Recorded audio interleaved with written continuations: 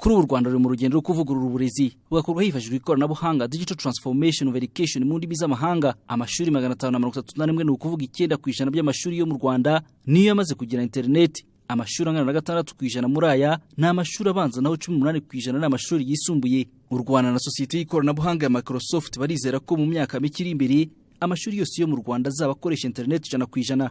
Kugira ngo ibigerweho, Minisitiri w'Uburezi Dr Papias Musafiri Malimba asaba inzego zirebwa n'uburezi uhereye ku babyeyi guhindura imyumvire. Tudahinduye imyumvire ni hahandi n'ubundi tuzaguma abantu bazifuza kuguma muri bwa buryo, iba ari umwarimu akifuza kuguma muri bwa buryo yigishijwemo nawe akaba ari bwo yigishamo, cyangwa se bari bamubyeyi uko yigishwe uko ayibonye akifuza kuguma muri ubu buryo.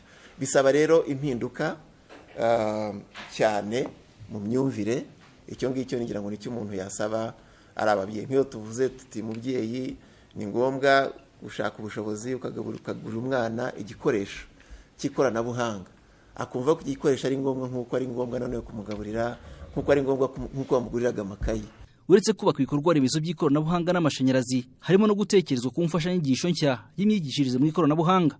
Mark East, umuyobozi ushinzwe uburezi muri sosiyete y'ikoranabuhanga Microsoft, avuga ko bashishikajwe cyane no gukorana n'u Rwanda mu mpinduramatwara rurimo mu rwego rw'uburezi. Iri koranabuhanga ririmo rirakwirakwira ubu cyane kubera ko abakoresha bakeneye abantu bafite ubumenyi bwo ku rwego rwo hejuru, bashoboye gukemura ibibazo, bakeneye guhanga udushya, bakeneye abahanga mu bitekerezo no kuvumbura ibidasanzwe bakoresheje ikoranabuhanga. Kandi ibyo bituma ubumenyi kuri mudasobwa bugomba kuba ari ingenzi cyane ku mashuri kuri ubu, kuko bifasha abanyeshuri gutekereza ku rwego rwo hejuru. Gahunda y'impinduramatwara mu burezi hifashishijwe ikoranabuhanga yatangiye mu mpera z'umwaka ushize. Mu myaka 3 iri imbere izaba igeze ku banyeshuri barenga 3 miliyoni ndetse n'abarimu barenga 61,000 mu mashuri agera ku 3,500, aho bazaba bakoresha murandasi cyangwa se internet idafatiye ku nsinga Wi-Fi internet mu byumba by'amashuri bya smart classrooms mu ndimi z'amahanga.